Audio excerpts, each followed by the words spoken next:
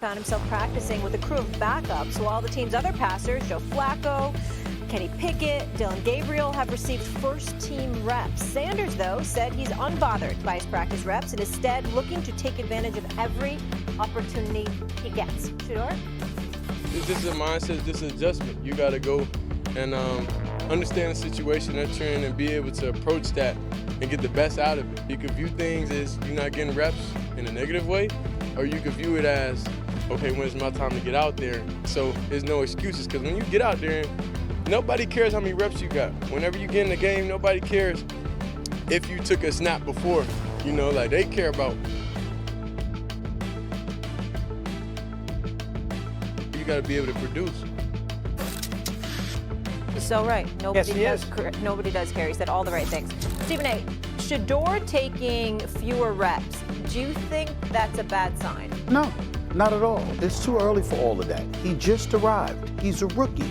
And by the way, while you're looking at him, you also want to see what Dylan Gabriel will bring to the table, along with others. Kenny Pickett is on this squad. He's relatively young, even though I don't think that he's the face of the franchise for the future, okay? Of course, Joe Flacco is an experienced veteran. You got him there as a security blanket. You should have had him there last year, okay? But when I look at Shedeur Sanders, I mean, when you consider what he did, his career completion percentage is the best in the FBS, more than 71% for his career. He completed 74% of his passes last year, despite being sacked about 42 times, okay, 90 plus times over the 2 years that he was at Colorado.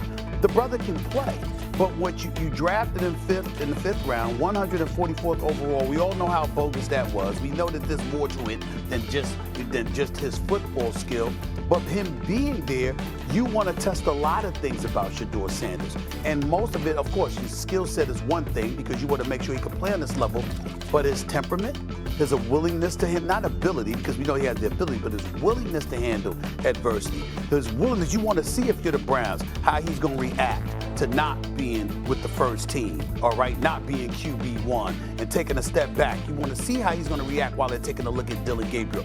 You want to see what his temperament is like and what have you because of all the things that have been said about him. So I don't have a problem with it at all. I thought he gave perfect answers yesterday. But more importantly, Cleveland testing him this way doesn't bother me either because what you're trying to do is cement what you believe you already know about his character, not just his play. And I think that it's good for a young person in his position to be put through those tests because ultimately you're going to be tested. So why not start from scratch and try to test him now? I think what the Browns did, I'll let Lewis handle the quarterback, who's good, who isn't.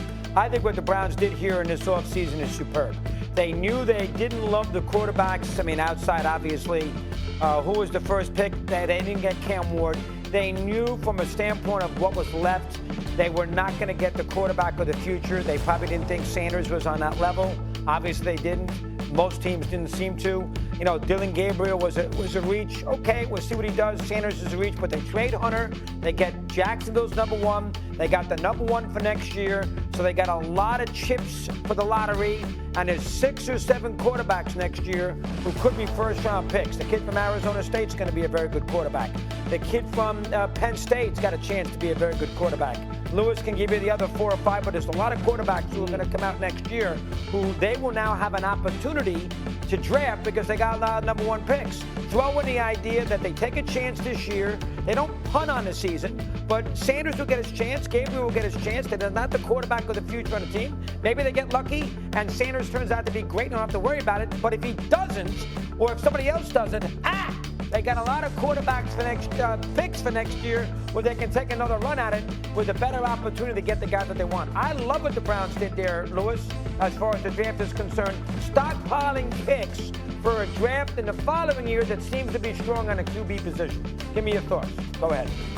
Yeah, look, they've set themselves up pretty well, I believe, in the present, in the short term, and they also have a safety net, and they have a lot of options in the long term with the number of draft picks they have coming next year, namely the pick that they're going to get from Jacksonville, and it's probably going to be a high pick. So yeah, Cleveland's sitting in a good spot, theoretically. As it relates to Shedeur, look, I agree with Stephen. I agree that they are trying to test him right now, whether that is purposefully or, secondarily, they are testing him right now. They're testing his resilience.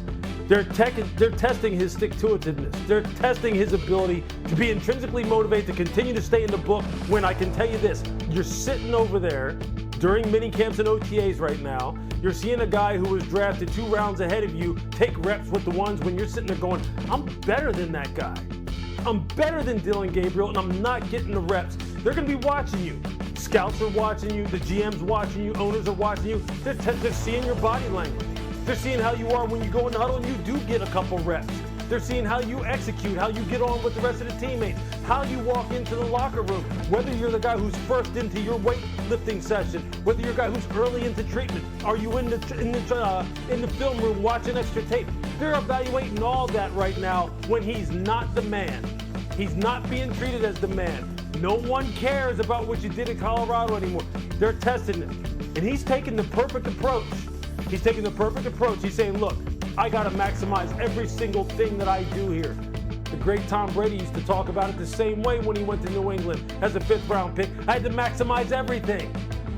And when he does, that earns you more reps. Because in the end, I'll tell you this, as a pure quarterback, of everyone who they have on their roster right now, I do believe that Shedeur is the best player. But he's not going to be able to show that right away. And what Cleveland is saying is, are you willing to play the long game with us and bide your time? Are you still willing to do the right things? And if they do it organically, if they do it fairly, he'll win the job eventually at some point in time. I really do believe that. But there's a lot of things he's going to have to navigate first. No question. Because the reality is that his skill set, again, I'm going to remind everybody, he was projected to be the 2nd quarterback taken in the draft. That's the bottom line. And to go from that to if he had dropped to late in the 1st round because another quarterback was picked ahead of him or, you know, a 2nd round pick, that would be different. But when you drop all the way to the 5th round, the 144th pick overall, Doggy, that's not about football. That's about something else. When you got a guy with his talent that showed what he could do, particularly with his poise under pressure and what have you, and being sacked so many times and all, the brother can play. Stephen, very important remarks. I got to hit the top of the Go hour, though. I'm sorry. IT for Shedeur Sanders is an interesting one. Shefty pointed it out. The chances of him winning the job week 1 are extremely remote. But I feel like there's almost no question at some point this season he will get the chance to be the starting quarterback. Yeah, absolutely. And that should happen sooner than later, Green, for a number of reasons. First of all, he could be their quarterback in the future. I don't think there's any question he has much more ability than Dillon Gabriel, despite the fact that he was drafted 2 rounds later, and they made a great trade. I think Jacksonville likely could have a top 5, top 10 pick. That's going to be Cleveland's. Next year's draft is loaded with quarterbacks. So one of the things that Cleveland needs to accomplish this year is where are they with the quarterback position? And this isn't the sexiest thing, but Shedeur Sanders can earn the trust and respect of his teammates, of Tommy Reese, the offensive coordinator, Kevin Stefanski, the head coach, every day, knowing his assignments, comporting himself as a pro. By all accounts, that's happening. And when you do that, that's how you start gaining momentum. And we could be sitting here in early October, Greeny, talking about Shedeur Sanders, the starting quarterback of the Browns. What is the path, Lewis? Give me the path for Shedeur Sanders starting today to being QB1. Look, it's about maximizing every single opportunity, and that's what he is talking about. And I think Tom Brady is a great template to follow in terms of how he talked about the early beginnings of his career. Every rep does matter. I've been in those situations. Been in those situations where you don't get many reps in practice and then you get thrust into a preseason game or a regular season game and you're expected to perform, which means you got to be on it. You got to be on the details. And for Kevin Stefanski, it's got to be also about rewarding a guy like Shedeur Sanders with more reps, provided that he takes advantage of the limited ones that he gets, meaning he's crisp and clean in and out of the huddle. He's moving the football when they're in move the football type situations, whether it's in practice or in preseason games. He's getting the ball in the end zone. He's not turning the football over. That's what makes coaches give you more reps with starting with the 3s, then maybe with the 2s, then you get some reps with the 1s. And I'll tell you what, look, we say the NFL's a meritocracy. In theory it is, but sometimes you don't always get the opportunity to really take advantage of that meritocracy. Shedeur will get the opportunity as he continues to progress and earn the trust of the coaching staff. And if he does that, look, Mike T's right. He's the most talented thrower on that roster. But that doesn't matter if you don't get the opportunity. And the only way you get the opportunity is you have to earn it. You have to earn more opportunities. And I think he has the right mindset right now in terms of how he's approaching that. Well, just to tell you what he's trying to overcome, there's been one quarterback in the last 40 years drafted in the 4th round or later who started his team's opener.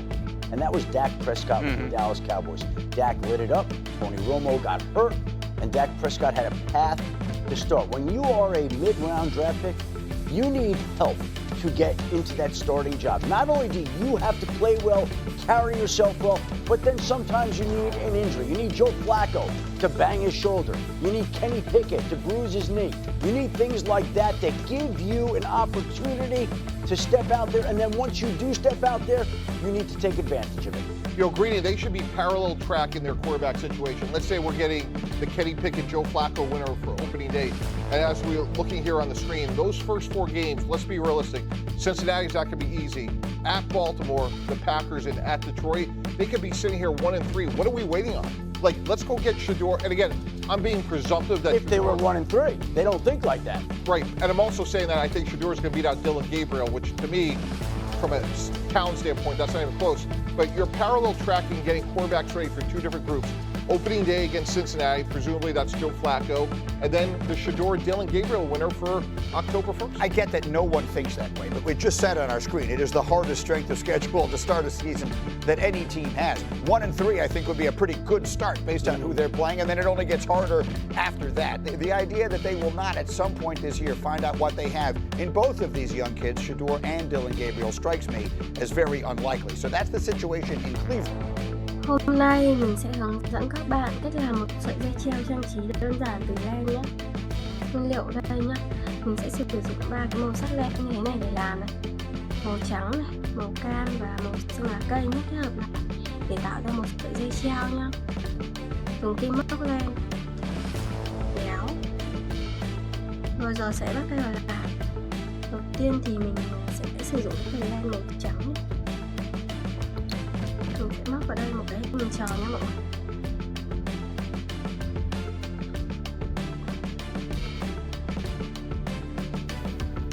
Bây giờ sẽ móc hình tròn rồi.